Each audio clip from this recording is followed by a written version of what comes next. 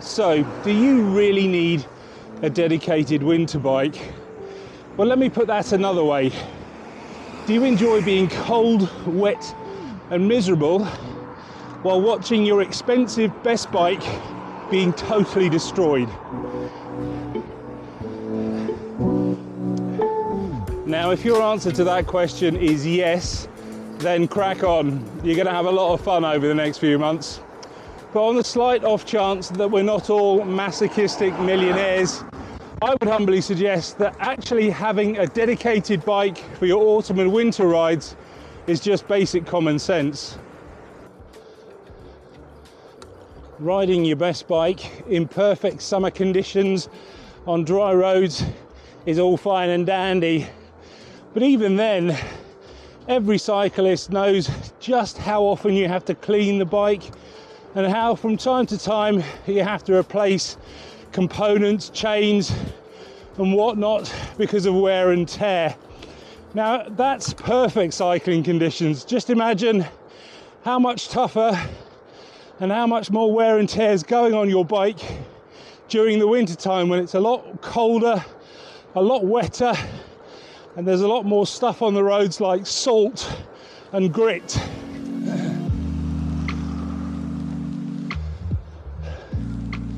I'm sure it's exactly the same as having some high-end expensive sports car, and just as you wouldn't want to drive that down some wet and muddy single track lane, you'd probably prefer some kind of Land Rover or 4x4 vehicle. So you ideally would like the equivalent of that 4x4 vehicle in a bike. Even a modestly priced road bike these days can set you back about £2,500, $3,000, and obviously the less damage you do to that, the longer it's going to last. But like I say, over the winter the conditions are a lot harsher, and you're going to wear that bike and those components out just that little bit quicker. So it makes a lot of sense if you can do that on a bike that isn't as expensive, the components are a bit cheaper, they're a bit more robust, and you get a little bit more life out of it. One of the great things about winter bikes or off-season bikes is that by their very nature they're going to be fairly cheap. So instead of spending a couple of £1,000 on a bike, you're more likely to be only spending a few £100 on a new one. And if you're lucky, you can probably find one even cheaper second-hand. A bike at that level really isn't going to be anything fancy. But let's be honest, you don't really want it to be. You're not going to get something with a carbon frame. It's more likely to be alloy or aluminium. It's going to have entry-level components, so relatively cheap if you need to replace them. And the wheels aren't going to be anything fancy, so certainly not aero. But again, you just want something that's going to be nice and strong. An added benefit of riding a heavy, clunky bike in less than ideal weather conditions means that when you do swap over to your lighter, faster bike in better riding conditions, you're just going to feel that much stronger and be that much faster. It's a real psychological boost.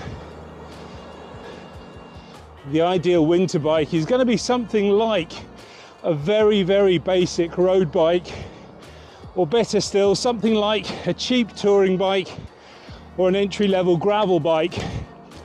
And the advantage with the last two is that they're more than likely going to have attachments for mudguards, and that's going to take your winter cycling to a whole new level, because having the mudguards on the bike is going to protect you from the worst of the weather, all of those puddles and mud and cow shit and whatever's left on the road.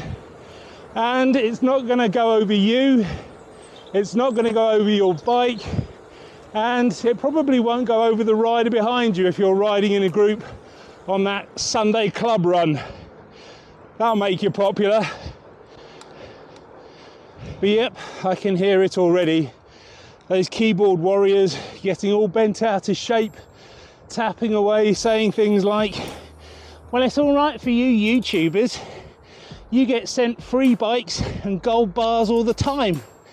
Well, okay, I will admit that I do get the odd e-bike from time to time to test out, but the bikes that I personally ride over the winter time, I bought with my own hard-earned cash, including this one. Now, for one reason or another, you may just be limited to having one bike, and if you want to go down that route, there's absolutely nothing stopping you from riding that one bike all year round. But as I say, the harsh winter conditions are really going to take their toll on your pride and joy. But if you do go down that route, you probably want to take a few precautions. So things like fitting mud guards, fitting wider puncture-proof winter tyres if you can, and at least then that kind of limits the damage that you're doing to your expensive bike. So if you don't want to ride your good bike over the winter and you don't want to invest in a winter bike, what's the alternative? Well, I suppose the obvious thing is that you just give up riding completely. And if you're riding for fitness, for fun, then obviously you won't be going out, you won't be staying fit.